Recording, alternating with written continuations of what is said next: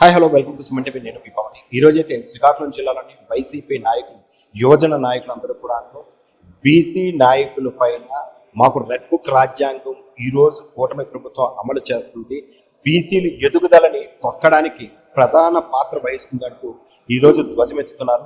So అసలు ఈ రోజు ప్రెస్ మీట్ పెట్టడానికి, అదే విధంగాను బీసీలకు జరిగిన అన్యాయం ఏంటి అంటూ ప్రజల్లోకి తీసుకెళ్లే భాగంగానైతే ఈ రోజు రాష్ట్ర యువజన నాయకులు అయితే ఉన్నారు. ఒక్కసారి మెంటాడు స్వరూప్తో మాట్లాడి ప్రయత్నించేద్దాం. సార్ నమస్తే. ఈ రోజు ఇప్పటికే కూటమి ప్రభుత్వం వచ్చి 2 ఏళ్ళు అయ్యి సుపరిపాలన జరిగిందంటూ నిన్న భారీగా బహిరంగ సభలు అయితే ప్రకటన జరిగింది. అయితే మీరు వచ్చేసరికి ఈ రోజు ప్రతిపక్ష హోదాలో ఉంటూ సో రెడ్ బుక్ పాలనే జరుగుతుంది అంటున్నారు. అసలు రెడ్ బుక్ పాలన జరుగుతుంది అనడానికి మీ దగ్గర ఉన్నటువంటి ఆధారాలు ఏంటి? సో ఈ రోజు ప్రజలకు జరుగుతున్నటువంటి అన్యాయం ఏంటి? బీసీల పైన కూటమి ప్రభుత్వం చేస్తున్నటువంటి దాడులు అంటూ మీరు చేసినటువంటి నిరసనకి నిదర్శనం ఏంటి?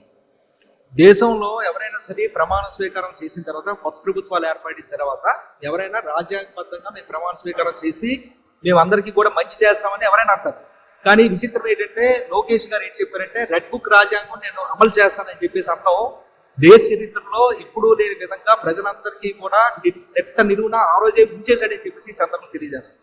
రెడ్ బుక్ రాజ్యాంగం ఏంటి, ప్రజాస్వామ్యం ఏంటి, అసలు కనీసం ఇంటి జ్ఞానం లేకుండా దొంగ కేసులు పెట్టి కేవలం వైఎస్ఆర్ కాంగ్రెస్ పార్టీకి ఎవరైతే సపోర్ట్ చేస్తున్నారో ఓకే నాయకులకు పెట్టండి, ఎందుకంటే మేము రాజకీయ నాయకులు కాబట్టి రాజకీయ నాయకులకు సంబంధించి మీరు వేధిస్తారు కాబట్టి వేధించండి. కానీ ఇది ప్రజలు ఏం చేశారు?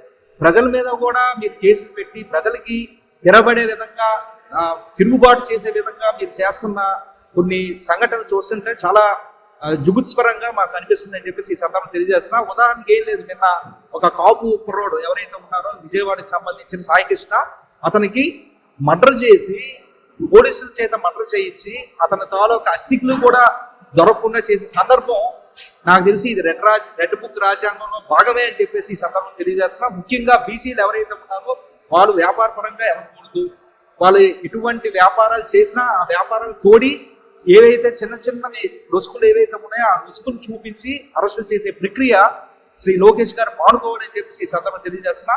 ఏ సెక్షన్ ఆఫ్ పీపుల్ కూడా ఎవ్వరూ కూడా, అంటే ఒక రాష్ట్రంలో మహిళలని, వృద్ధులని, యువతని, చదువుకున్న వాళ్ళని చెప్పేసి ఉద్యోగాల కోసం ఎదురు చూస్తున్న యువత కానీ అలాగే ఉద్యోగస్తులు కానీ ఈ సెక్షన్ ఆఫ్ పీపుల్ ఉంటారు.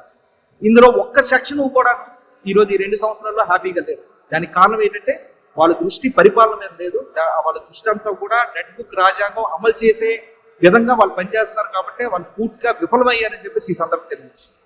సో చూస్తే వాళ్ళు పెట్టినటువంటి కూటమి ప్రభుత్వం 2 ఏళ్ల సుపరిపాలన అన్నారు. సో 2 ఏళ్ల సుపరిపాలన అంటూ వాళ్ళ అభివృద్ధిని అయితే చూపిస్తున్నారు. జిల్లాలోని వాళ్ళు అభివృద్ధి కార్యక్రమాలు, అదే కానీ రోడ్డు విస్తరణ కానీ, అదేవిధంగా రైతులు కానీ సంక్షేమ పథకాలు ఇవన్నీ కూడా మేము సక్రమంగా అమలు చేసామంటారు. ఈ రోజు మీరు ప్రతిపక్షంలో వాటి అమలు పైన మీరు ధ్వజమెత్తుతున్నటువంటి తీరు 2 ఏళ్ళు సుపరిపాలన అని చెప్పేసి వాళ్ళు మీటింగ్ పెట్టుకున్నారు. అదే రోజు వైఎస్ఆర్ కాంగ్రెస్ పార్టీ పిలిపించింది వెన్నుపోటు దినం 2 సంవత్సరాలు అని చెప్పేసి ప్రతి నియోజకవర్గంలో 5,000 మంది తక్కువ లేకుండా ఈ రోజు ప్రజల మద్దతు, ఎందుకంటే కార్యకర్తలు ఎంతమంది ఉంటారు, మహా అయితే 1000 మంది ఉంటారు, కానీ ప్రజలందరూ మద్దతు తెలియజేయబట్టే ఈ రోజు ప్రతి నియోజకవర్గంలో కూడా ఆ ప్రోగ్రామ్ సక్సెస్ అయింది. ఆ రోజు చంద్రబాబు నాయుడు గారు 2 ఏళ్ళు సుపరిపాలన అని చెప్పేసి పెట్టి అతను చేసింది ఏంటంటే ఆ రోజు ఒక పెద్ద ఆఫర్ ఇచ్చాడు ప్రజలందరికీ కూడా. ఏమనంటే ఏవైతే మహిళలకి 50 సంవత్సరాల తర్వాత వాళ్ళకి పెన్షన్ ఇస్తామన్నారో అది ఎగనాము పెడుతున్నాము అని చెప్పేసి అతను డయాస్ మీదే చెప్పాడు. ఎందుకంటే ఆర్థిక వనరులు లేవు అని చెప్పేసి చెప్పడం ద్వారా వాళ్ళందరికీ కూడా ఈ స్కీము ఉండొచ్చు ఉండకపోవచ్చు అనే విధంగా మాట్లాడే మాటలు ఏదైతే ఉందో ఆ 2 సంవత్సరాలు ఇచ్చిన గిఫ్ట్ అని చెప్పేసి ఈ సందర్భం తెలియజేస్తారు. చూస్తున్నారు కదా.